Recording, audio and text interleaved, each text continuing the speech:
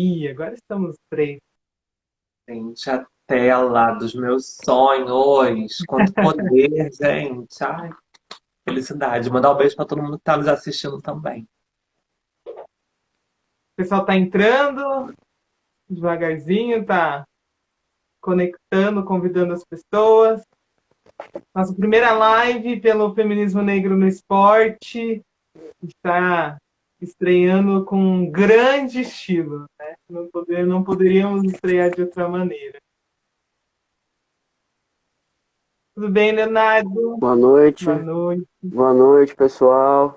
Boa noite, Dani. Boa noite, Ellen. Queria dizer que estou muito importante essa live, estar aqui com vocês, principalmente por ser a primeira live do Feminismo Negro no Esporte, né? E selando a parceria aí do Negros Blogueiros com o Feminismo Negro no Esporte e trazendo essa maravilhosa, fantástica Dani Nunes, que é uma amiga querida e que eu gosto muito. A gente está com algumas pessoas aqui. Sabrina, Sabrina das Águas, tá aqui, ela sempre curte, sempre acompanha todas as nossas postagens. Fernando, Pedro, boa noite. Que vai daqui a pouco já iniciando com essa pauta, a gente vai bater um papo, entender um pouco mais, saber das histórias, isso é muito importante, né? Trazer as histórias e, e discutir um pouquinho sobre isso, né? Vamos lá? Vamos começando? Queria... Vamos lá. Então, vamos lá, oficialmente. Então, boa noite, meu nome é Ellen, sou do Feminismo Negro no Esporte, né? E sou formada em Educação Física. Eu trabalho hoje, né, na instituição do SESC São Paulo, mas a gente tem esses projetos que a gente traz as nossas vidas, as nossas realidades, para a gente poder falar sobre as mulheres negras dentro do esporte e na nossa diversidade em tantas que somos, né? Léo, quer se apresentar um pouquinho e depois a gente passa para Dani. Sim, eu sou o Leonardo Peçanha, falo aqui do Rio de Janeiro. Também sou formado em Educação Física. Estou aí também fazendo um trabalho de em relação a outras coisas que a gente faz, né? Como a Ellen disse. Estou aí numa uma força-tarefa, não só minha, mas de outras pessoas também, para estar retomando com o Projeto Negros Blogueiros, e a Ellen é uma dessas parceiras, né? Então a gente está fazendo essa colaboração, né? A gente fez aí postagens aí no Dia do Orgulho LGBTQIA+, né? Em parceria, então selou isso, essa live também veio selar isso, né? Então, estou bastante feliz com essa iniciativa e também sou ativista, sou pesquisador, né? Assim como a Ellen e a Dani também, e dizer que estou bem feliz de estar aqui, tá bom? Dani, se apresenta para a gente, para o pessoal também te conhecer um pouquinho. Primeiro, agradecer, né, essa oportunidade incrível de trocar conhecimento, né, com você, Ellen, e agradecer também por esse conteúdo, né, feminismo negro. A gente ainda tem muito pouca representatividade, né, com a nossa melanina nesses espaços onde a branquitude sempre dominou, né, para demonstrar força. E agora a gente está fazendo esse movimento que é irreversível, né, dos nossos corpos contarem as nossas histórias. Então, fico muito feliz de também ter sido convidada por uma das minhas inspirações, né, o meu portfólio vivo, como eu costumo dizer, né, que é o Léo Peçanha. Nós, desse tema, né, trans no esporte, somos muito poucos, né? E se a gente não tiver uns aos outros para nos apoiar mesmo, a luta fica cada vez mais difícil, sendo que já nunca foi fácil, né? Então, ter alguém que seja parceiro na pesquisa, mas que também tenha vínculo afetivo, né? Porque a nossa construção vai para além da pauta, né? Nossa construção é pessoal por várias intersecções, então vou me apresentar um pouquinho, né? Eu fui atleta amadora é, de vôlei, né? Agora na pandemia eu só tenho malhado e comecei a minha atividade esportiva na escola e com handball e depois tentei voltar e não consegui porque tive um gap de 15 anos, né? Sem treinar, até por conta também da LGBTfobia que eu já sofria enquanto criança, né? De não ter me desenvolvido no esporte. E o handball é muito bruto, né? Então, até as meninas que treinaram comigo, eu não estava dando mais conta de estar com elas. E o vôlei foi a alternativa, né? Que não tem tanto contato físico, né? E também sempre gostei. Enfim, é só um resumo do. Ah, e também hoje, né, estou concluindo duas pós, uma em administração e marketing esportivo e outra em gestão de projetos e programas sociais. E estou iniciando a minha pesquisa na área dos esportes eletrônicos, né, do e-sport, porque é um meio completamente dominado por macho branco, né, transfóbico, machista, e aí eu quero compreender um pouquinho esses fenômenos. E também trazer uma solução para os nossos corpos invadirem esse espaço, né? Ocupa-se quando tem possibilidade. Quando não, a gente invade mesmo, porque a gente não vai dar mais confiança. E a gente vai resgatar, nem que seja na força, aquilo que nos foi retirado. Então, é isso, gente. Muito obrigada. É um prazer, Dani, te receber aqui, coração aberto. Eu acho que o objetivo do feminismo negro é isso, é dar a voz, é dar o espaço e a gente poder falar mesmo, sabe?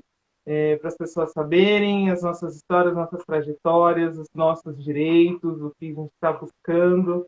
E é para isso que o canal está aqui, né? Para gente, né? Já deixando aqui, tem quem quiser mandar pergunta para o final, tem um ponto de interrogação aqui do ladinho, pode mandar, porque se for no comentário ele vai subir e a gente vai perder. Mas aqui no pontinho de interrogação do ladinho, pode colocar lá a pergunta que a gente vai fazendo. Tá bom?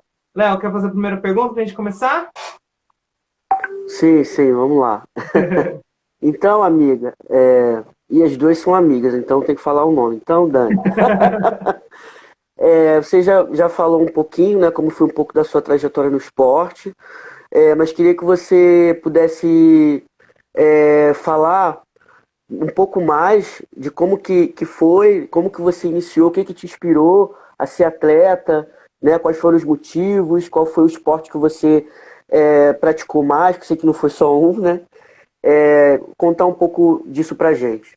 Então, eu comecei na escola, né, com 12 anos. E ser uma criança LGBTI não é fácil, né? E agora imagina ser uma criança LGBTI numa escola de freira. Então, eu andava com as meninas, né? E naquela época falavam que eu não podia ser menina e não me via sendo menino, né? Tendo aquelas ações e atitudes que eles tinham. E quando eu descobri, né, o handball, eu falei assim, nossa, aqui é uma área, uma atividade que eu gosto. Aí eu comecei a jogar, né? E na educação física tinha uma quadra um ginásio com duas quadras, então a metade ficava com os meninos para jogando futebol e a outra metade de meninas jogando handball, que era o cargo-chefe naquela época. E comecei a jogar com elas e tal. É, e percebia que aquele lugar ali era um lugar onde eu podia ficar à vontade, né? Eu, assim, achava estudar chato, né? Como muita gente acha, e eu não era estimulada, pela minha família a estudar, porque quando eu chegava com uma nota 10, meu pai e minha mãe falavam assim para mim: não fez mais do que a sua obrigação. E aí você acha que eu ia perder o meu tempo, né? Assim, no meu pensamento da época, né? Estudando. Bom, tive a graça, né, de nascer inteligente e eu tirava a minha nota para passar. Então, o tempo que eu tinha, eu praticava esporte. Então, comecei na escola e depois eu fui para um complexo esportivo que tem aqui na Zona Oeste do Rio, né, o Máximo da Silva. Então, de manhã eu estudava, aí tinha duas aulas na semana de educação física e também tinha duas aulas, né, que eram 4 horas, assim. A gente começava 2 da tarde e ia até às 6 da noite nesse lugar, né, nesse complexo esportivo. E foi ali que eu fiz a minha terapia, né? Eu nunca fiz terapia em divã, né? Eu liberava as minhas emoções dentro de quadra.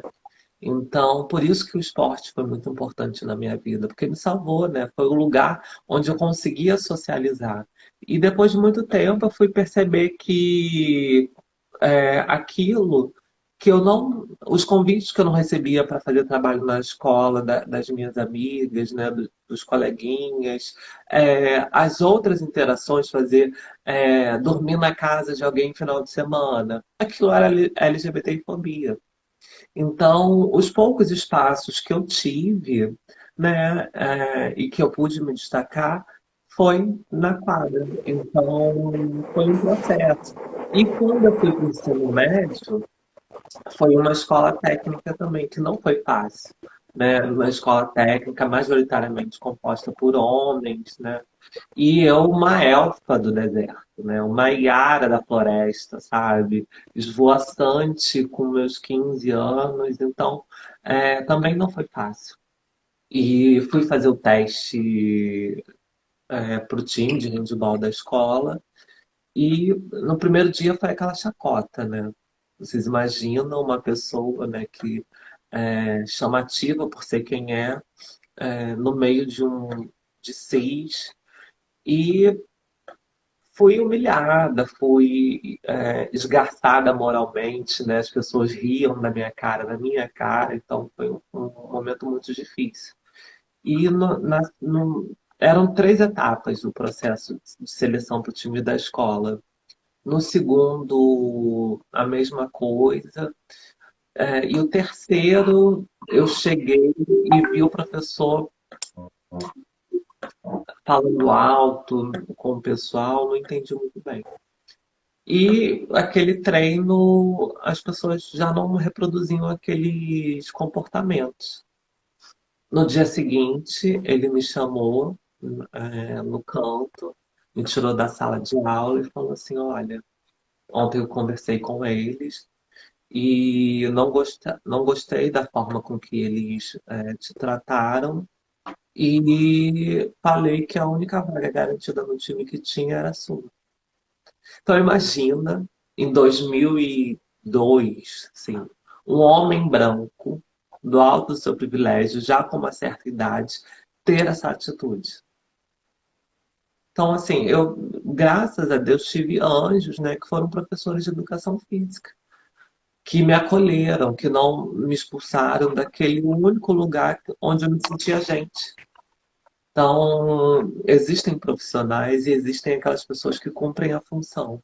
E eu tive a sorte de encontrar dois profissionais que me acolheram, me deram a oportunidade e a dignidade de ser alguém no espaço. Então, tenho muito a agradecer.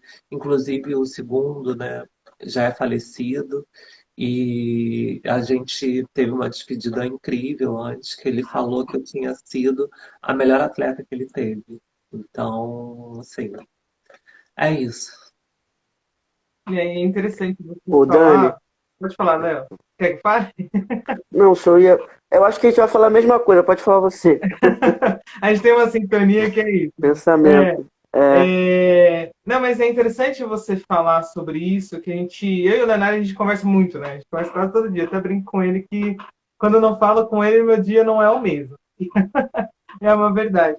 Mas a educação física, ela vem dessa base da branquitude, né? A gente não tem discussões sobre sexualidade, sobre gênero, sobre raça. Então, essas coisas, assim, das pessoas na educação física mesmo, a gente se forma sem olhar para isso, né? Então, eu tenho discutido muito e falado muito sobre isso, o quanto é importante lá na formação começar a galera entender, olha, gente, não é isso que se vende, que se ensina, porque a gente tem uma educação física muito eurocentrada, né? Então, isso já fala muito sobre, né? Sobre isso que você está relatando mesmo, né? São poucos que vão parar e vão entender. Então, é um lugar importante, é algo importante de você estar falando, que a gente possa começar a refletir, levar essas pautas para dentro da universidade também, para dentro das escolas também, né? Que é necessário entender essa diversidade, né? E o respeito sobre todos e quem são as pessoas, né? Léo, pode falar. Não, eu só ia falar que o que a Dani falou é muito importante, porque geralmente a gente é o contrário, né? Comigo também foi assim, viu, Dani? Eu também fui muito acolhido pelos professores de educação física. Então, você dizer isso é mais um fator de responsabilidade que nós, enquanto professores de educação física, temos com a diversidade. Porque, infelizmente, a maioria de pessoas LGBT tem muita dificuldade nas aulas de educação física, né? Então, falar que enquanto uma pessoa, né, que já na infância já era uma criança dissidente, já tinha uma diversidade à mostra ali aparente, e que foi recebida, que foi respeitada pelos professores de educação física, isso é muito importante, sabe? Comigo também foi assim, eu sempre fui me vinculado ao esporte, e foram os professores de educação física, inclusive, que sinalizaram para mim que eu também deveria de fazer um esporte fora da escola, porque eu já tinha uma aptidão para, na época era basquete, mas eu não cresci, né? Por isso que eu fui pro futebol depois. Então, isso é muito importante, sabe? A gente vê como que o profissional, o professor de educação física, tem relevância e responsabilidade, né? Assim como todos os outros. Mas o professor de educação física, por conta dessa expressão, né? Que a gente sai da sala de aula, vai para a quadra, ele lá manifesta mesmo na sua corporeidade. Então, é muito importante isso que você está trazendo, Dani, porque sinaliza a responsabilidade que a gente tem que ter. Exato. Sabe? E só para complementar, né? A gente que é criança LGBT, né? A gente não, primeiro que a gente precisa falar que a gente não vira LGBT com 18 anos, né? Porque de repente a gente esquece de falar sobre a nossa infância. E eu tive a vantagem, né? Eu não falo privilégio porque privilégio quem tem são as pessoas brancas, os homens, cis, né? Daquilo tudo que a gente já conhece. Mas eu tive a vantagem de não ter sido abortada da minha família. Por que que eu falo em aborto, né? E não expulsa? Porque geralmente quem expulsa, quem aborta uma criança de 10, 11 anos LGBTI de casa são fundamentalistas. Não necessariamente a maioria seja religioso, mas a maioria, grande parte, são religiosos, que são contra o aborto seguro. E fazem essa crueldade, né? Essa violência doméstica, porque tem nome, gente, essa violência doméstica, com crianças as colocando na marginalidade. Então, eu não fui abortada pela minha família, pela minha mãe. Então, isso também facilitou o meu processo, porque eu já demonstrava feminilidade, já demonstrava ser uma criança LGBT desde, assim, da menor idade que eu tinha. Eu tinha cabelo grande quando era criança, sabe? Quando eu tinha pouquíssimo tempo de idade. Então, isso também influenciou muito nesse processo. Então, aí, quando a gente começa a fazer incidência no esporte, a gente vê que para os nossos corpos trans é apenas o topo da pirâmide. Porque antes de tudo a gente tem que falar sobre é, moradia, né, habitação, sobre alimentação, sobre educação, porque são espaços que são nos retirados quando nós somos muito novas. Então, Se hoje eu estou aqui, né, e o Léo também contando uma história, é por conta dessa importância que a nossa família, por mais que talvez não compreendia o que estava acontecendo, tinha um afeto e simplesmente respeitavam aquele amor, né? Porque o amor é isso, né? É você pegar uma criança incondicionalmente como ela é e você acolher. Então, assim, tenho muito a agradecer também à minha mãe por esse fato, né, importante, que não me abortou quando eu era criança, quando eu tinha 10 para 11 anos, performando feminilidade, sabe? Então, é disso que a gente está falando, sabe? É disso. Então, é, ser atleta é o topo de um iceberg, que antes a gente precisa problematizar todas essas questões. Todos os atravessamentos, né? Dani, e já aproveitando, né, que você está falando sobre ser atleta, né? Como você vê o debate sobre atletas trans? Então, primeiro, né, que é, eu no início até pensava que poderia ser científico, mas não, né? Acabou quando eles não consideravam o parecer do COI.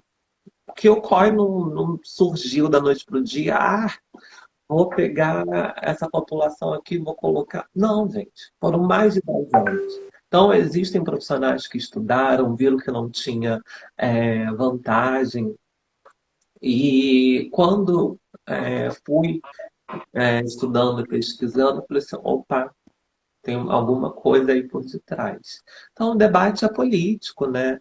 O debate é feito por aquelas pessoas que acreditam que a Terra seja quadrada, né, pelos negacionistas de plantão. Então, não adianta falar para uma ex-jogadora de vôlei que usa um PowerPoint, que eu apelidei ela de Deltan Dallagnol do vôlei, né? Que um PowerPoint muito mal feito, contendo várias mentiras. Então, eu vou chamar de É, Dallagnol. A Dallagnol, do sim, vôlei, dela eu. ela fez comparações. A gente nem fala o nome dela, né, Não, Dani? Que é pra não divulgar. exatamente, mas é uma que Não mora nos fala. Estados Unidos, sabe? Isso, Que isso. as cubana, teve uma cubana que falou assim: olha, se eu tivesse batido nela, ela não conseguiria ter jogado mais vôlei. Essa daí. Então, dei alguns spoilers, né? E aí vocês vão perceber quem é. Então, essa senhora, a Dallagnol do vôlei, ela fez um PowerPoint muito do mal feito em uma audiência pública, fazendo comparações de mulheres cis com homens cis e falando que era a verdade absoluta da nossa realidade trans, né? Então, até nisso também a gente precisa ter o cuidado, porque se a gente não tiver o mesmo dom, né, de fala mesmo, de articulação, de emitir uma opinião, a gente acaba perdendo o discurso, né? Porque imagina você alegar, e aí começa a gaguejar, e essa gente negacionista é muito bem treinada. A oratória dessa gente faz com que algo que seja azul passe a ser verde por conta da narrativa que eles fazem. Então, quando eu vejo essas pessoas se articulando por meio do ódio, eu vi que o discurso não era mais científico, o discurso já era político, idealista, né? Porque isso vende, né? Você propagar ódio ao outro vende. Então, eles escolheram uma categoria, né, que já é fragilizada por falta de oportunidade, né? 90% das mulheres trans, né, estão na prostituição, sendo que 83% são negras, segundo o levantamento da ANTRA. E aí, quando a gente consegue sair da curva, vem uma pessoa, e aí eu cunhei também o termo, né, da bancada da besta. Que a gente tem a bancada da Bíblia, né, do boi, da bala, e aí eu cunhei a bancada da besta. Que são essas pessoas que, de fato, estão ali somente para propagar o mal alheio. Fazer essas PLs, né, de exclusão de mulheres trans. Porque eles não problematizam a questão do homem trans. né? Inclusive em audiência, pouco foi se falado da questão do homem trans, porque, e o Léo pode até falar melhor do que eu, eles não, não sei. Acho que também tá o machismo, né? Aí entra a misoginia de atacar a mulher, né? Então tem isso também cortado. E ver as declarações, né, de pessoas que poderiam se ocupar mais da sua vida, né, atacando a nossa população. E aí eu fui ver que o debate ele já não era mais científico, ele era ideológico e de cunho político. Não sei se eu consegui responder. Sim, Sim, não. sim, sim, sim, sim. Você falou, tocou um ponto importante, Dani, que é essa não preocupação, né, não preocupação em relação a os homens trans no esporte, que o Eric Seger, que também é um professor de educação física, defendeu a dissertação dele sobre atletas trans, ele traz exatamente isso também, que é um limbo, homens trans estão num limbo, né? Não é que a gente quer que receba transfobias, né, no esporte, não é isso. Mas é que essa não preocupação não é apenas uma não preocupação. É simplesmente achar que homens trans é a mesma coisa que eles fazem com as mulheres trans, é ler corpos de pessoas trans como corpos de pessoas cis.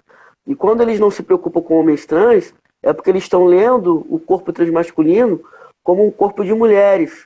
E quando eles leem corpo de mulheres, estão inferiorizando as mulheres, como se homens trans fossem mulheres e como se, e sendo mulheres, não vamos nos preocupar, porque homens trans lendo como mulheres, jogando com homens, não vai ter problema. Né? Então, isso é uma dupla misoginia, na verdade. É o que a gente chama de misoginia transmasculina. Então, é muito complexo. Então, o homem trans cai num limbo, onde no masculino, ele não tanto faz. No feminino, tanto faz. Né? A própria diretriz do COI coloca dessa forma, né? Que o homem trans é elegível para participar de qualquer categoria. Então, isso é uma questão muito, muito complicada, transfóbica, né? A gente, claro, coloca que teve avanço na decisão do COI, mas também precisa melhorar bastante coisa, né? Além das diretrizes que são feitas, diversas diretrizes que as mulheres trans têm que fazer, né? Ainda essa em relação aos homens trans, que não compreende que a nossa corporeidade trans não é uma cópia de um corpo cisgênero, né? O meu corpo não é uma cópia de um corpo de uma mulher cis. O corpo da Dani não é uma cópia de um corpo de um homem cis. Não é. Tem que levar em conta que o nosso corpo muda, a gente faz modificações corporais, né? De forma orgânica o corpo também muda, né? Quem faz uso de reposição hormonal, o corpo muda, né? E isso não é considerado como se fosse apenas um detalhe. Não é detalhe. Né? Então, as pessoas precisam trazer esse debate, né, como a Dani me falou, de forma séria, porque está muito ainda na questão da ideologia, né, na questão política, né, e a gente vê quem problematiza essas coisas sem esse olhar mais sério, responsável, reproduz esse senso comum. Né, é muito complicado. E reproduz mentira, né, Léo? Pessoas falando, o Sim. pulmão da Tiffany. Gente, quem olhou a chapa do pulmão da Tiffany, gente? A Tiffany Pois é, exatamente. Gente, se a Tiffany for colocada do lado de uma pessoa, a Tiffany tem mais de 1,90 m. Se for colocada de um lado de uma pessoa com 1,60 m, obviamente que o pulmão dela vai ser maior, gente. Então, assim, as pessoas até que entendem de biologia, elas esqueceram de um princípio, que é a individualidade biológica, né? Nenhum corpo é igual ao outro. Exatamente. Né? E o esporte, ele é isso, né? É para além de unir os continentes, né? Os arcos olímpicos. É para unir povos, é para unir diversidade, é para unir cultura, sabe? E não fazer segregação que não tem fundamento, sabe? E para eles, os estudos hoje apontam que não há vantagem. E eles querem que tenha estudos que mostrem que há desvantagem. É isso que eles querem. Fica procurando coisa para... Exatamente. Ficam procurando. Então, assim, não ter vantagem para eles já é uma vantagem. Então, parte desse princípio do ataque. E se a gente for mais para a nossa realidade, né, a gente não pode comparar e exigir padrão COI do esporte amador, que é onde tem mais incidência de pessoas trans. Como que uma menina vai conseguir fazer teste hormonal mensalmente, sendo que esses testes são caríssimos? O SUS garante saúde para todo mundo, está na Constituição, mas essa é a realidade? Não, não é. Agora imagina ter uma pessoa que pratica o esporte somente para o seu lazer, sabe? Para fazer interações sociais com outras pessoas, ter que fazer exame de controle hormonal mensalmente. Né? Então a gente precisa Sim, problematizar isso para que tenham outros métodos também de inclusão, de análise. Porque a gente vê, por exemplo, no vôlei, quando as meninas estão treinando, tem homens que estão treinando com elas. E ninguém problematiza isso, sabe? Até porque também existem ataques de mulheres que são tão fortes quanto, assim, um homem fraco, né? Porque a gente também precisa fazer essas associações. Que força, por exemplo, a Tiffany nem é a mais forte da Superliga. Nem é a mais forte, sabe? Então, desmerecem muito ela por conta do talento. sim, Assim, ela não é, assim, e agora imagina se ela fosse completa. Ela não é completa. Ela tem dificuldade no passe e a qualidade dela está no ataque, no bloqueio. Mas, assim, na defesa, ela não é tão boa no passe, ela não é tão boa atrás. E as pessoas. E aí, quando ela perde? Que as pessoas também falam, o time sempre vai ganhar, porque não sei o quê. E quando o Tiffany não tá bem, ela é substituída por quem? Por uma cisgênera. Então, assim, a vantagem, ela roda, porque a Rússia, com média de estatura mais de 1,90 m, pegar um Japão, sim. As japonesas, elas têm, por ser mais baixa, o corpo, o centro gravitacional mais próximo ao solo, que faz com que elas se desloquem lateralmente melhor. As russas levam vantagem no bloqueio, por conta da sua altura. Mas atrás, sim, leva desvantagem. Então, a vantagem, ela circula muito no esporte. E aí é onde a gente vê que são os detalhes, né? É o sim, psicológico, é o físico que naquele dia não está bem. Então, a gente precisa ter argumentos sólidos para contestar, e não o achismo. Né? Porque o achismo sem sim. fonte é apenas achismo, né? Então você pode sim emitir uma opinião, uma crítica com base científica, né? E é isso. Então, a gente não, geralmente, quando fala desse tema, a gente não fala muito sobre questões físicas, porque o debate.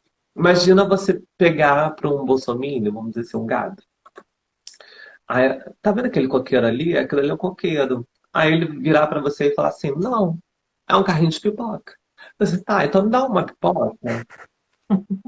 É assim mesmo. Não adianta discutir com essa gente, porque eles vão ficar insistindo na verdade absoluta deles. Então a gente constrói com quem de fato quer aprender. Sim, sim. Essa problematização da vantagem é, é, é vantagem em relação ao quê?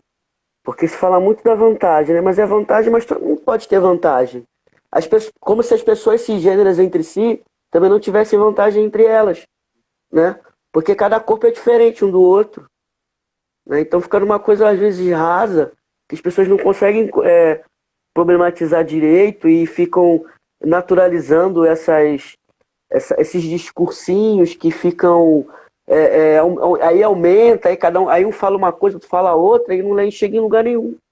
Não chega em lugar nenhum, porque na verdade eles querem impor algo que já tá. O que está provado é que não tem. E eles ficam forçando para que tenha. Né? É muito complicado. Como se outros fatores, como o treinamento físico, né, a própria aptidão física, né, isso, e eles não levam em consideração. E acho que só porque é trans, mulher trans vai vencer, e pronto. Né, como se fosse um Pokémon. Se transformou, pronto, e agora tá no meio das cis, não é assim, sabe? É tirar as pessoas de ignorantes, sabe? Como se ser trans fosse fácil, como se tivesse muitas pessoas trans atuando no alto rendimento, né? Então é uma coisa muito mais política e ideológica mesmo, o debate é por aí, do que outra coisa. Ô Dani, você tocou também num ponto interessante, que é em relação ao esporte amador. Eu queria saber como que está esse contexto do esporte amador, você falou um pouquinho, em relação às pessoas trans, porque como você falou, existem mais pessoas trans jogando no amador, né?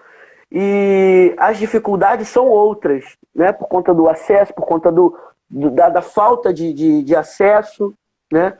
Então como que você olha ter essa análise em relação ao esporte amador e o debate de atletas trans? Então, Léo, primeiro a gente tem que fazer o seguinte debate, né? E o antidoping?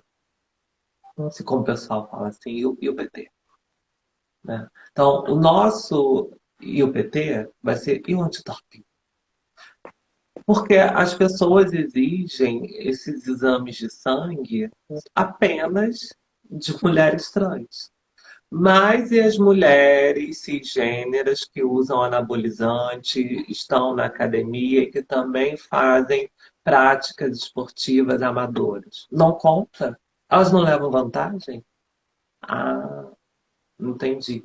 Então, a gente precisa, né, ter certos parâmetros. Como uma vez a gente problematizou, né, que as confederações, infelizmente, por conta da corrupção que avassala o nosso país, né, as instituições que são competentes pelos esportes, né, deveriam ter um órgão somente para fazer essas análises e esses estudos, né? Porque pode sim comparar a velocidade de uma atleta trans com uma cisgênera, pode sim fazer a comparação de força, sabe? De outras valências. E isso, se vocês forem ver, vai dar naquilo que a gente falou, da, é, da vantagem circular de lado. Porque, de fato, quando a gente está. Primeiro, vamos dizer das competições, que você precisa ter o mínimo de recurso financeiro, né? Para poder viajar, para você poder competir, para você poder fazer qualquer coisa. E nós, que em grande parte, em grande maioria, vivemos da prostituição, como que a gente vai ter essa vida de conciliação com a, a de atleta amadora? É muito difícil. E se você for ver, os times LGBTIs que tem, a maioria das pessoas são brancas. Por quê? Porque esses times estão localizados em lugares privilegiados.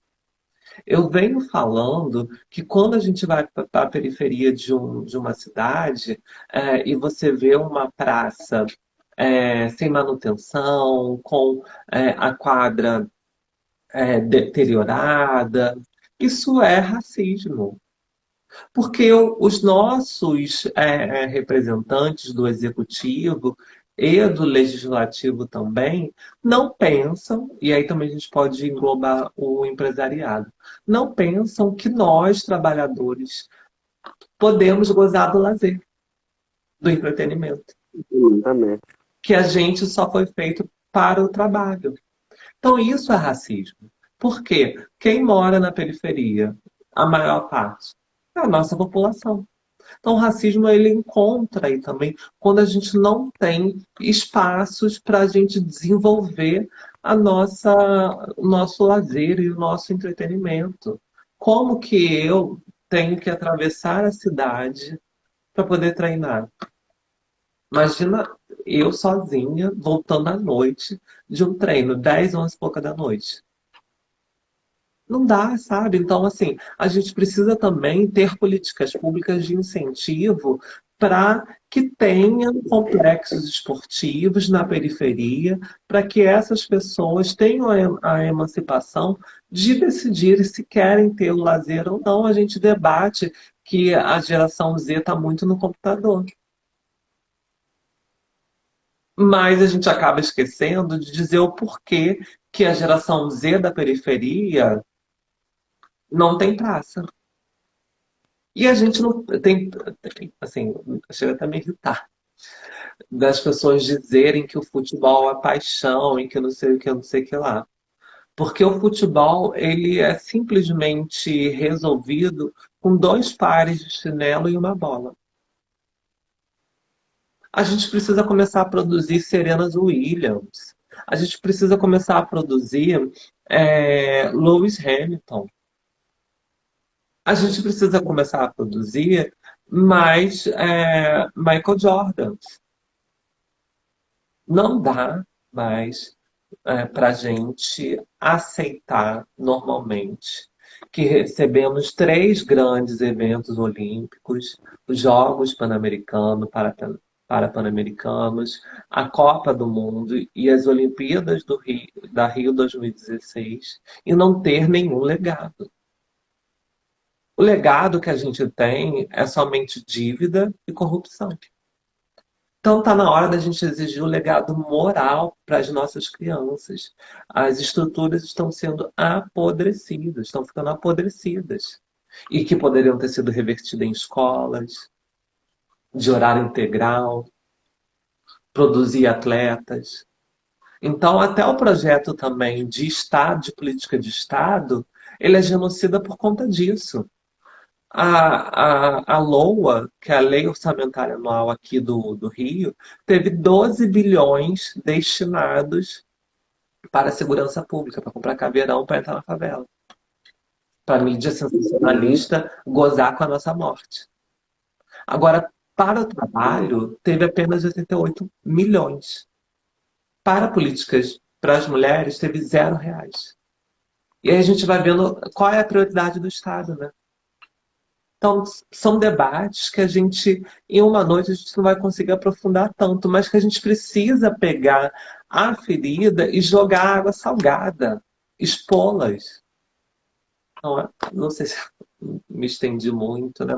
Sim, não. É isso, Dani, sim, e é perfeita a colocação, assim.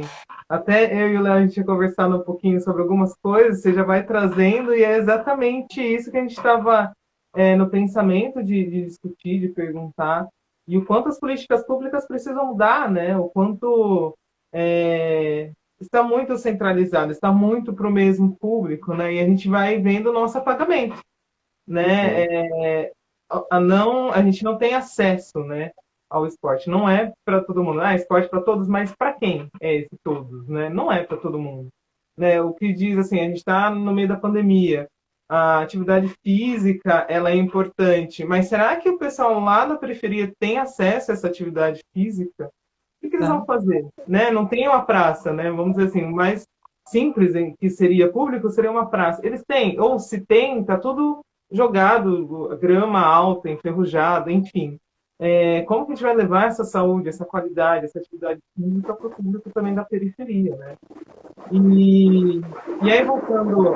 Pode falar, né? Só para complementar, a gente tem que começar a criar um projeto político, porque a direita ela se apropria muito bem desse espaço. E aí chega a cada dois anos com um jogo de camisa e um churrasco numa quadra, assim, onde os homens estão jogando pelada, e angariam voto. A gente não pode também aceitar mais isso. A gente precisa ter um projeto político de eleger representantes do esporte. Mas também a gente cai naquela questão da representatividade sem representação. Porque não adianta também colocar qualquer pessoa lá, sabe? A gente tem atletas que foram olímpicos, foram pan-americanos, enfim, e que reproduz a política de Estado liberal do Bolsonaro. Então, assim, essas pessoas nos representam? Lógico que não. Então, assim, a gente precisa também, sabe, ter um projeto político para o desenvolvimento nacional do esporte, né? Nos interagir cada vez mais, criarmos grupos para a gente conversar, para a gente produzir para além da academia. A gente precisa invadir a política institucional.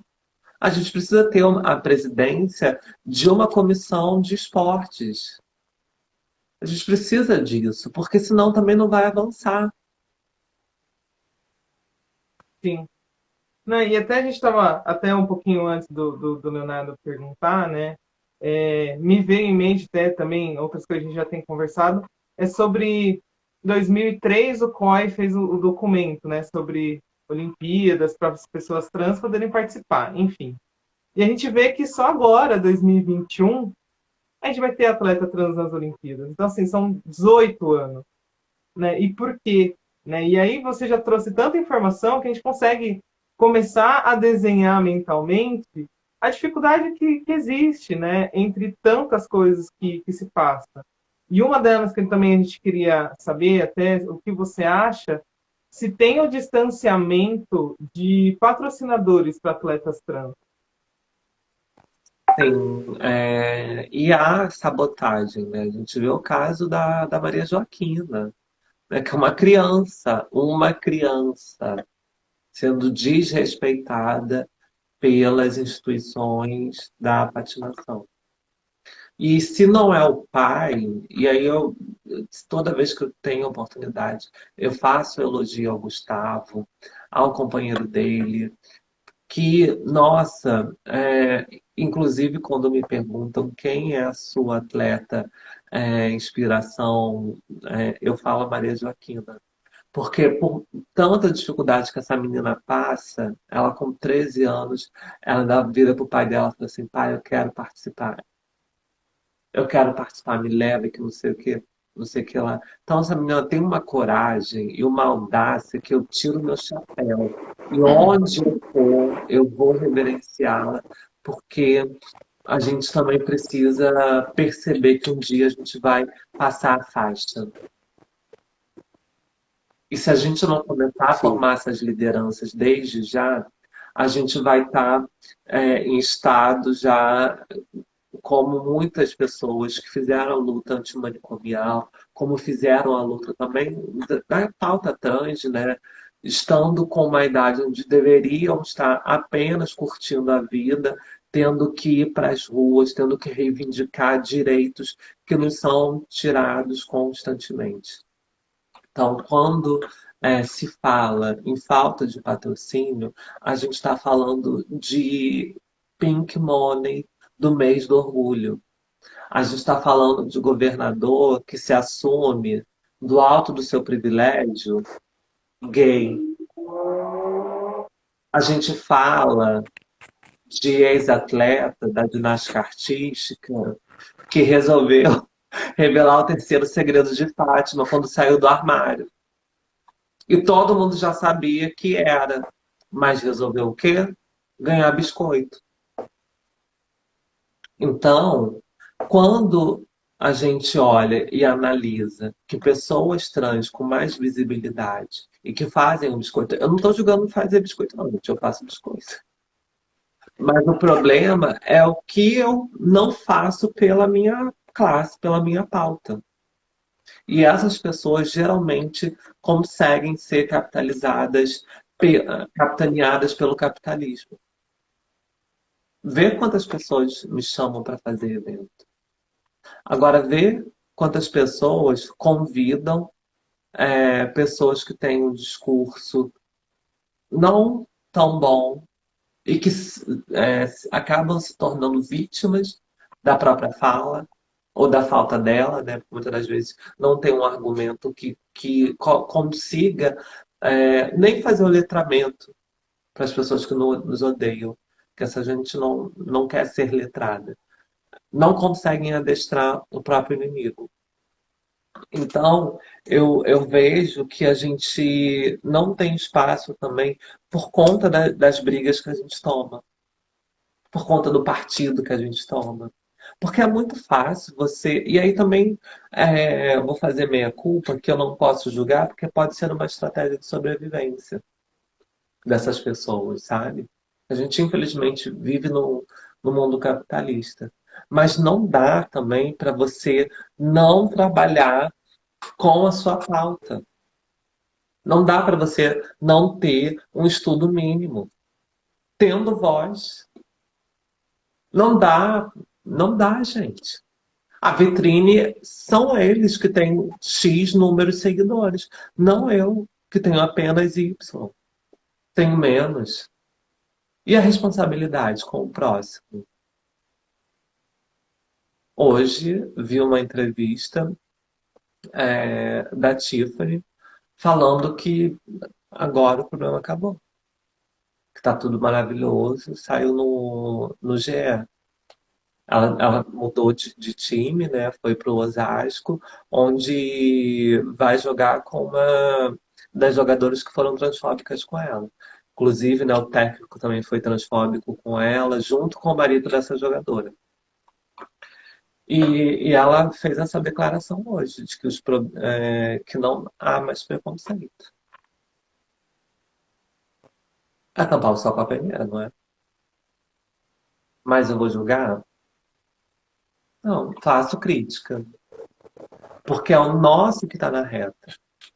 E quando ela sofre ataque, quem defende? Somos nós, né? Não são eles que destilam o seu ódio constantemente contra nós. Eu, assim, gente, eu não acredito que uma pessoa que seja transfóbica, ela vai mudar assim, não. Até porque é estruturante, é estrutural. Assim como o racismo. Pessoa que ela é racista, ela vai continuar sendo racista. Ah, tem um ou outro caso que a pessoa, né, que tem consciência, que consegue sentir empatia, vai mudar. Mas eu acredito que a gente está muito longe da evolução plena da humanidade. Sim, verdade.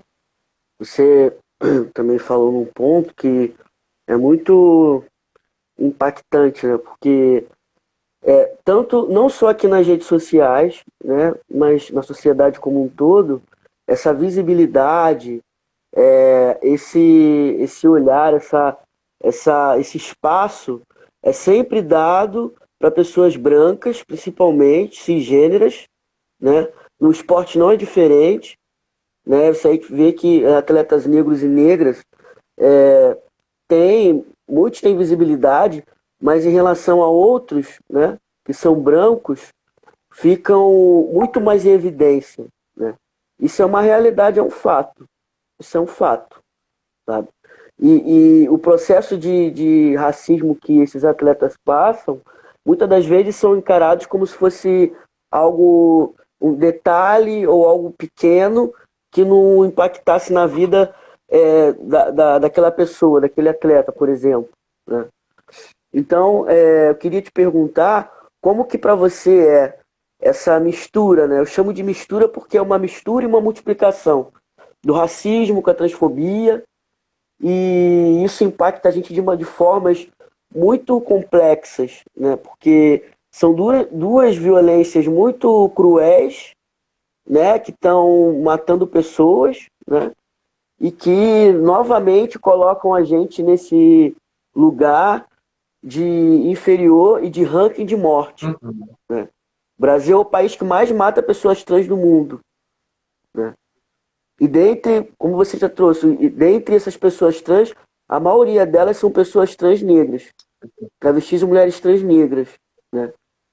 Então, como que você, Dani, acha que faz essa análise de que essa mistura, né? Você encontrou uma atleta, uma mulher preta, uma mulher trans, faz essa análise de como que tem esse impacto do racismo com a transfobia na sociedade, não só no esporte, mas no esporte também, mas como um todo, porque as pessoas tendem a colocar que é apenas um detalhe, que é apenas algo que é o mimimi, né? Como falam, mimimi, tá reclamando, não é nada, né? E a gente acabou de ver, né, Ellen, que a Confederação de Natação proibiu toucas Você viu, Dani, toucas voltadas para cabelo crespo ou cabelo de trança ou dread, enfim, aquelas tranças maiores que cabe maior na cabeça, proibiu, né? Proibiu que atletas negros usem esse tipo de touca. E as pessoas acham que isso não é racismo, né? Então, queria que você falasse um pouco sobre isso, essa mistura, essa multiplicação, esses impactos. Antes disso, eu vou pedir para todo mundo que está nos assistindo aqui colocar o nome no chat. Eu quero mandar um beijo para todo mundo. A Bela aqui, mandar um Ah, beijo. Vi que Geraldo também estava aqui. E muitas das vezes não dá para acompanhar o chat, gente. Mas eu queria muito agradecer a todas as pessoas que estão aqui nos acompanhando, né? Nesse horário, sexta-feira, né? Poderiam estar sextando, mas estão sextando conosco. Então, agradecer nominalmente cada pessoa que está aqui conosco. É, eu primeiro vou trazer um case que me irrita muito. Marcos, um beijo, que é o Neymar. O Neymar, ele não se achava negro, né? Assim, eu também descobri a minha negritude tarde. A Marcele tá aqui, beijo, Marcele. E não tem problema com isso. Mas uma pessoa que tem o dinheiro que ele tem, que tem a estrutura que ele tem, não ter o mínimo de condição para levar informação para as pessoas. Ele precisou sofrer racismo lá fora para virar o paladino da causa antirracista. E aí, quando ele foi vítima de racismo escrachado, ele se tornou o defensor da pauta. E depois, as pessoas acabaram esquecendo o outro lado do Neymar, que é misógino, que é LGBTI-fóbico. Não dá para ficar passando pano. Não dá para esquecer que quando a Nagila acusou ele, né, de assédio, e inclusive até o caso dela foi arquivado e inclusive abriram uma investigação contra a injúria, de injúria contra ela. Ele, em momento nenhum, foi para as redes e usou assim: olha, gente, eu vou resolver com ela na justiça, não quero que vocês destilem ódio contra ela. É uma pessoa que é influente. E aí, quando a mãe dele estava namorando um cara bissexual, controlou o namoro da mãe, e o pai dele? Ele não controla? Então, como que uma pessoa assim não se posiciona quando necessário? Geraldo, beijo também, Bela. Então, a gente precisa, né, resgatar essa questão da representatividade como representação. Então, nem sempre a gente vai ver pessoas trans que conseguem fugir da curva nos representando. Como Tami, por exemplo. Não me representa em nada.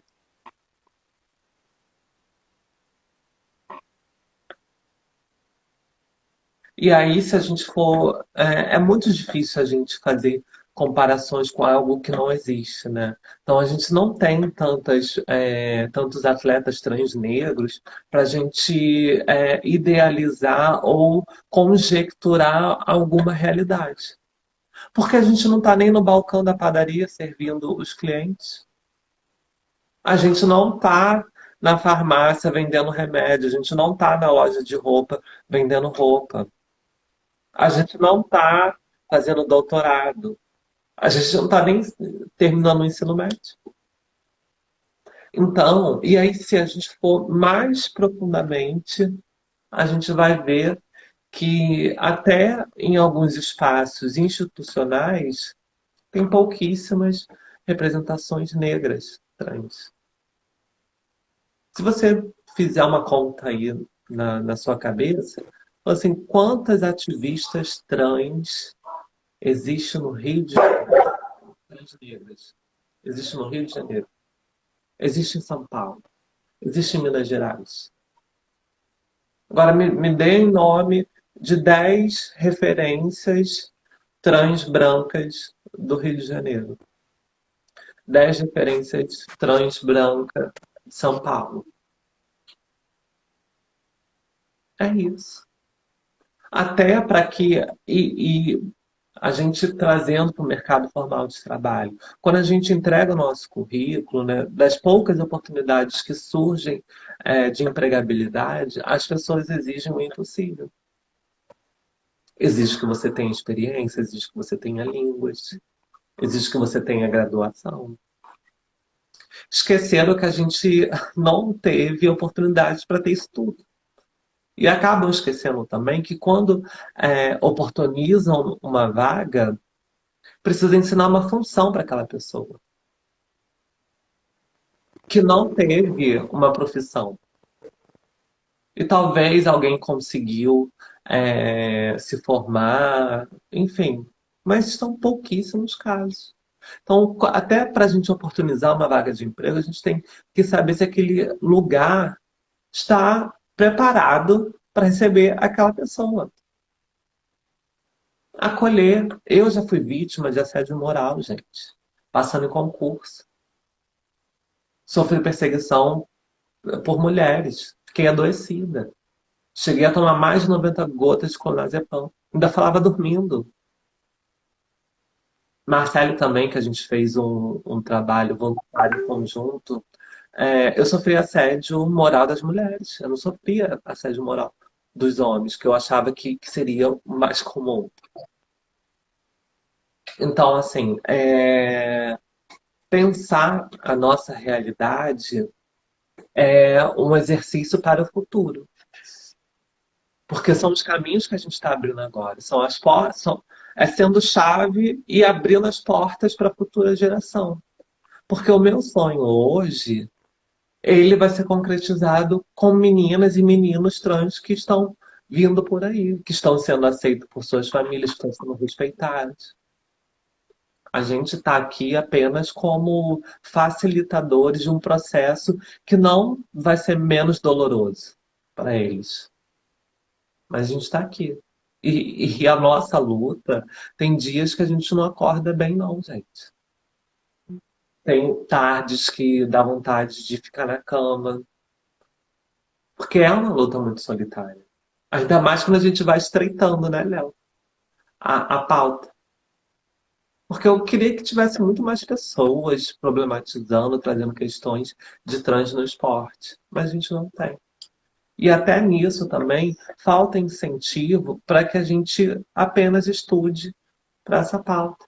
Mas não, a gente tem que sobreviver, a gente tem que ter o nosso trabalho, a gente tem que fazer milhares de coisas. E quando a gente é negro, a gente tem que ser simplesmente o melhor. Não podemos cometer erros. Então, a minha vida eu costumo dizer que é um Super Bowl diário, né? E aí me identifiquei muito com o filme da Cruella, porque eu me ponho nesse lugar de anti-heroína. Eu não sou uma heroína porque eu não sou perfeita. Eu tenho os meus calcanhares de Aquiles, eu tenho as minhas problemáticas, mas eu também não tô naquele lugar de vilã para destilar maldade o tempo inteiro, todos os dias, ter tempo para fazer o mal para o outro. Não. O tempo que eu tenho sobrando, eu invisto em mim. Eu invisto em pessoa que eu posso ajudar, que eu posso agregar. Então, por isso que hoje eu me identifico como uma anti-heroína. E a Cruella, ela me faz esse resgate incrível. Porque toda vez, quando ela aparece, ela está se superando e impactando as pessoas, sabe? Com o seu talento profissional. E a minha vida é assim. Acredito que a de Léo também, até a sua também, Ellen, né? Que a gente tem que estar sempre se superando, se superando, se superando, quebrando recordes, né? Porque se a gente continua mantendo, a gente já não é tão bom. Então a gente tem que quebrar o recorde da expectativa dos outros, surpreender cada vez mais. E é uma síntese, né? Da nossa vida interseccionada por raça, por gênero e por identidade de gênero, né? Sim, e Dani, é isso mesmo, assim, colocou bem até me citando. porque é, é todo dia tem que superar, é todo dia tem que, não tem que, mas obrigatoriamente a gente tem que provar que, né, a excelência muitas vezes não é o suficiente. Isso cansa, é isso que você falou mesmo. Tem dia que a gente não quer nem levantar, a gente só quer, me deixa quieta aqui um dia, né? Me deixa descansar um pouco essa mente, porque a gente tem que recarregar para poder sobreviver e no dia seguinte, vamos lá, mais um dia, né? E é uma realidade muito próxima mesmo, né? Aproveitando até, o Geraldo ele fez uma pergunta sobre a empregabilidade de pessoas trans. E é muito próximo, né, o que poderia ser feito para aumentar. E é muito próximo da gente, o que a gente ia perguntar por último também, né? Como que é, seria feita essa inclusão das pessoas trans no esporte amador e no alto rendimento? Eu acho que é uma conversa muito próxima, né? Quando a gente fala de esporte, a gente está falando muitas coisas que é da sociedade, né? A gente consegue ter essa conversa, ela atravessa uma outra, né? Então, seria essa questão que a gente queria saber, e até lembrando que quem quiser mandar uma pergunta, tem um ponto de interrogação do lado, pode escrever que fica mais fácil a gente achar, porque o comentário ele está subindo, às vezes a gente perde, mas eu vi aqui do Geraldo no meio, eu falei, é muito próxima da última, então foi mais simples para conseguir fazer. E aí também eu vou pedir para as pessoas que continuam nos assistindo, né? Quem não colocou um nome aqui, eu não falei, para colocar um nome aqui para mandar um beijo especial. Porque é isso, né? A gente precisa trocar afeto, a gente precisa fazer a política do afeto, né? Reconhecer quem não está reconhecendo, sabe? E é exatamente esse movimento que eu venho fazendo, dar visibilidade para os meus, para as minhas, sabe? Porque reconhecimento, gratidão é algo tão valioso, né, que a gente pouco pratica.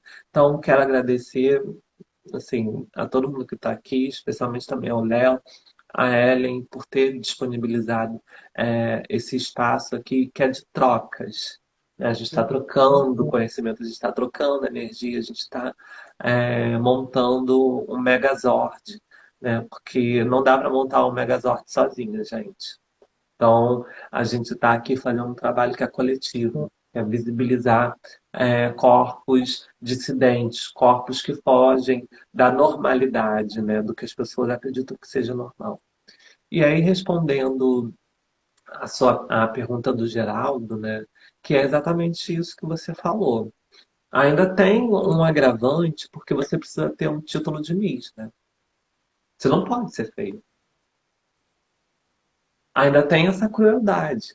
Que quando você consegue, vamos lá, fazer o checklist, ter o ensino superior, ter experiência, ter uma língua, aí você chega numa entrevista e se você não tem passabilidade ou beleza, você já é eliminada do critério.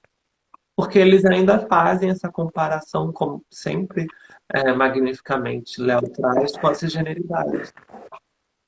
Então, será mesmo que eles querem no staff, na equipe deles, uma pessoa trans? Ou querem um clone de cisgênero?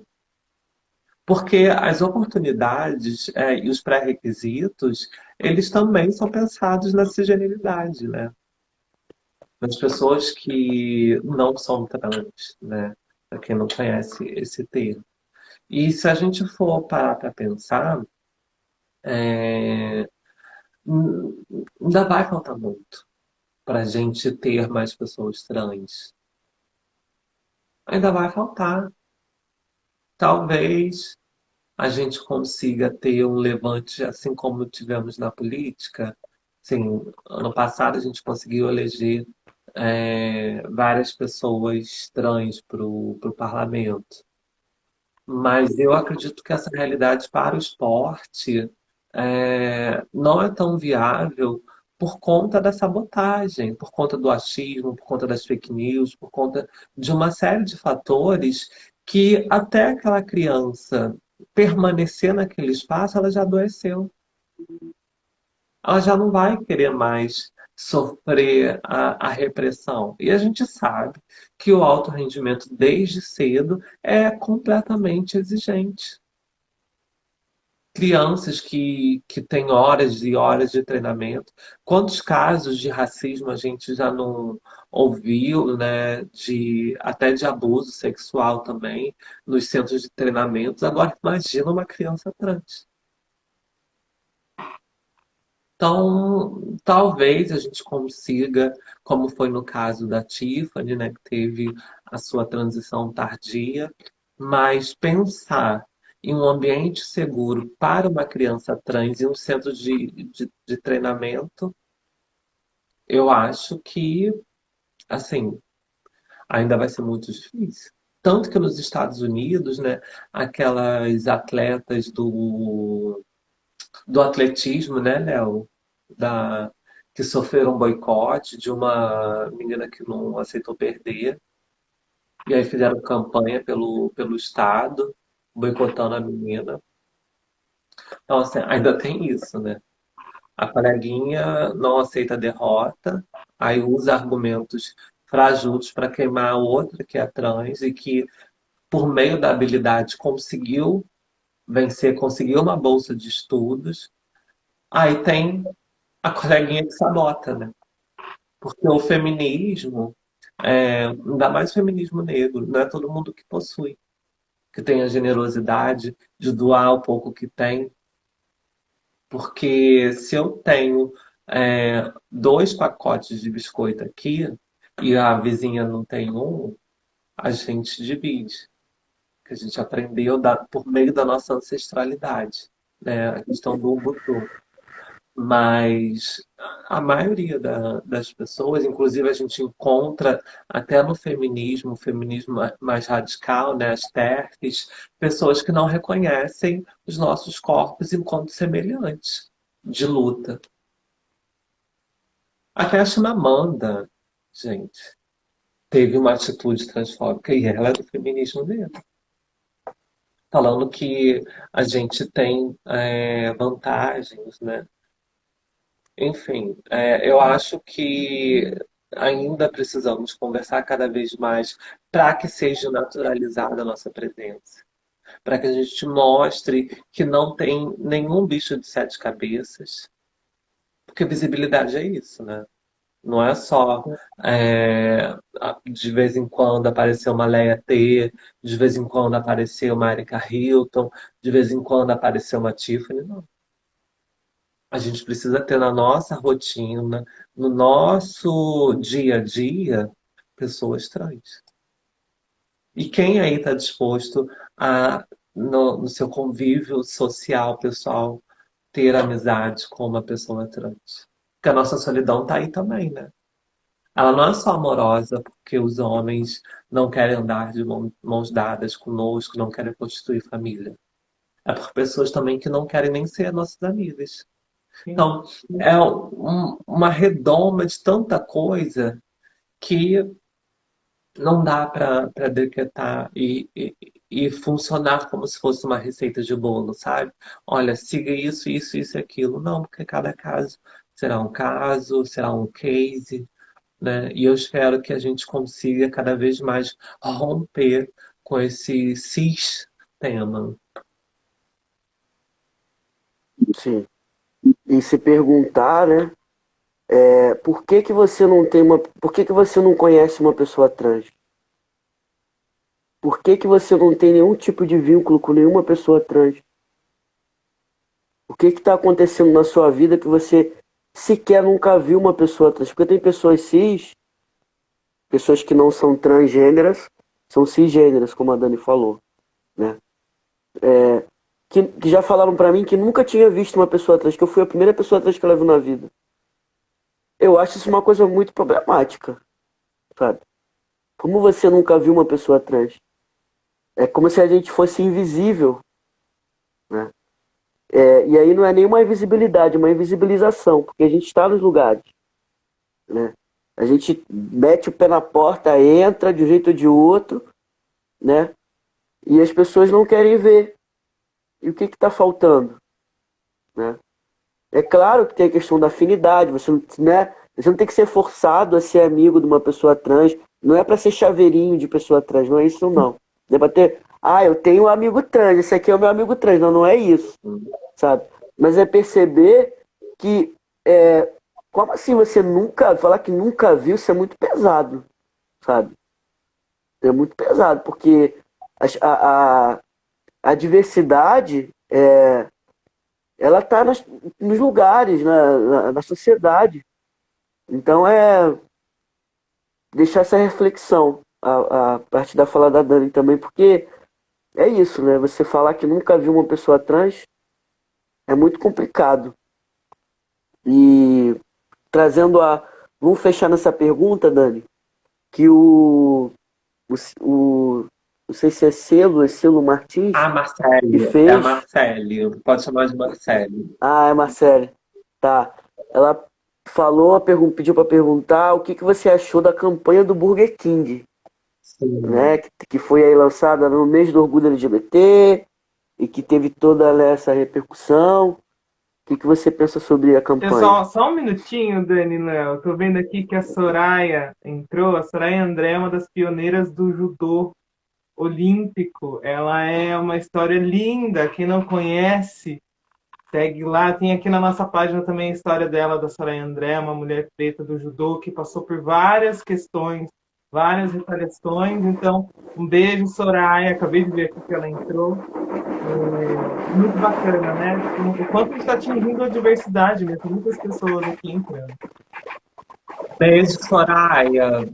Se junte a nós nessa luta, né, pela nossa dignidade, pelo nosso reconhecimento e pelas gerações futuras. A gente precisa estar unido, né, montar o nosso quilombo esportivo para a gente pleitear os nossos espaços que foram negados, né, para as nossas futuras gerações. Então, mandar um beijo para você e falar para a Marcele, né, do Burger King. Assim, se tivesse mostrado um pai batendo no filho gay, talvez se tivesse mostrado uma mãe expulsando uma filha trans de casa, talvez a família tradicional brasileira teria adorado o Burger King, né? Fariam filas para comprar um hambúrguer. Mas foi só mostrar a nossa capacidade, né, de formar a família, que incomodou. E aí, se a gente for fazer o resgate de quem causa pedofilia, são os pais, os tios, os avós, são os sacerdotes das religiões. Mas não. A trans conseguiu casar, ela não pode aparecer com o filho dela. A sapatão não pode aparecer com a filha dela. Os gays não podem aparecer com os filhos adotados. E aí, quem abandona essas crianças? Pergunta que vale 1 milhão. Os héteros cis. É difícil, né? Às vezes a gente tem que pegar a lousa mágica e desenhar. Sabe? Fazer a conta, ensinar. Então, aqui, ó. Essa criança que foi abandonada, abortada, carinha, carinha, carinha, carinha, carinha. Essa criança que foi abortada, riso, riso, riso, riso, risos, por uma pessoa hétero cis, riso, riso, riso, riso.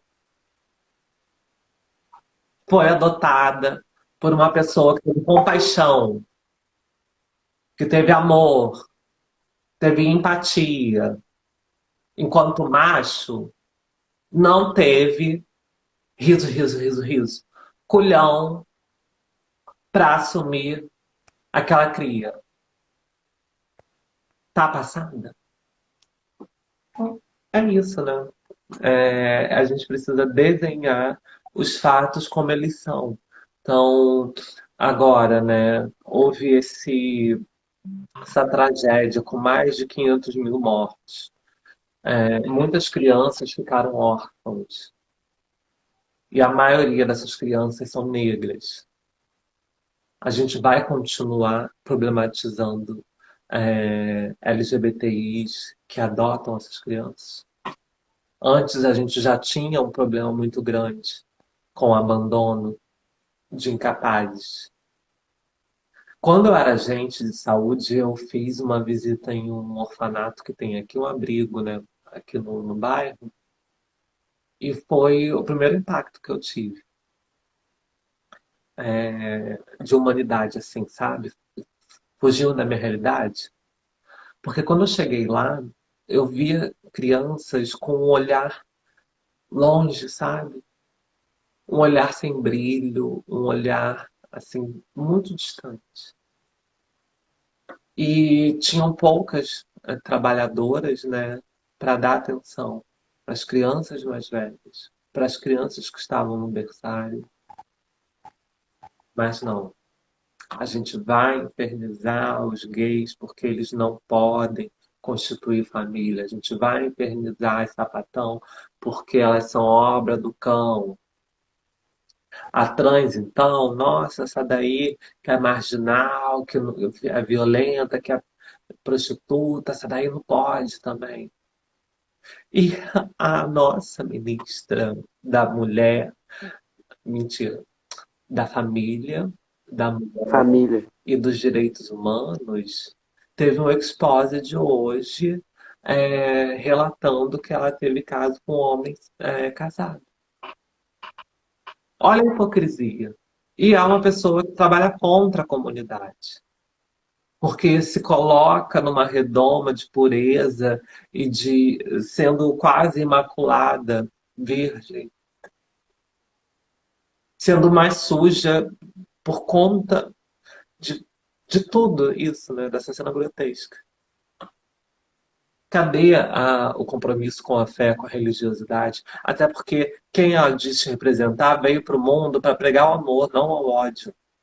Então, sabe, esses argumentos vão caindo por terra facilmente. Facilmente. E se Cristo hoje voltasse aqui, ele ia voltar no mesmo ônibus, no mesmo expresso, porque ele teria vergonha de ter se sacrificado pela gente. Dani, eu tenho o costume de falar sobre isso, né? Eu falo assim, se Jesus ele veio para justamente quebrar tudo que está acontecendo agora.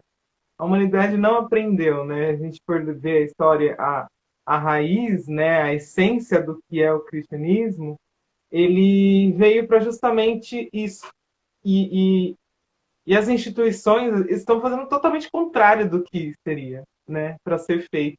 Então, isso me atravessa muito, até tudo que você está falando. Eu sou uma filha adotiva de pais brancos cis, fui abandonada lá nos meus 3 meses, mas meus pais me deram essa vida hoje, né? Que eu estou conseguindo estar aqui, poder dar o espaço para poder a gente trocar. E é isso, né? O feminismo negro se constrói nessa troca, né? O pouco que a gente tem, é o que eu falo, assim, a gente está com 8 meses de projeto. A gente não alcançou 1.000 seguidores, mas assim, a gente divide esse espaço para a gente poder falar com quem está querendo ouvir e entender e a gente multiplicar isso, né? Que a sua fala foi muito forte, muito importante. E aí você foi falando agora, eu fui lembrando a minha história e quando chegou nessa questão do que você falou, né? Do que seria, eu cresci dentro de uma igreja. Hoje eu não frequento mais porque eu compreendo além de algumas questões e o quanto precisa ser quebrado isso. Então eu falei, chega, até aqui, ok, mas eu acredito nessa diversidade, eu acredito nesse afeto, eu acredito nesse amor e a partir disso eu resolvi tomar as minhas decisões com base do afeto e do amor real, né? E isso é muito importante. Isso é muito importante a gente falar, a gente dividir, as pessoas ouvirem e compreenderem isso mesmo, né? E o que o Léo também falou, né? Quantas pessoas trans vocês conhecem? Né? Isso é preocupante quando se fala não conheço. Eu tenho o prazer de ter o Leonardo como meu amigo, agora te conhecendo, e isso me atravessa muito, assim, me aquece muito o coração de saber que tenho vocês, e que sejam muitos, e que a gente possa ter muitos para poder ter o espaço e poder falar e ocupar tudo quanto é espaço no esporte, na gestão, seja no cargo que for, né? Então, eu fico muito feliz com essa live. Eu queria até, se o Leonardo quiser falar mais uma coisa, chegou mais uma pergunta aqui que até vou dar uma lida aqui. Eu só queria falar, né, que o problema, gente, não está na religião, tá em Sim, algumas pessoas, né?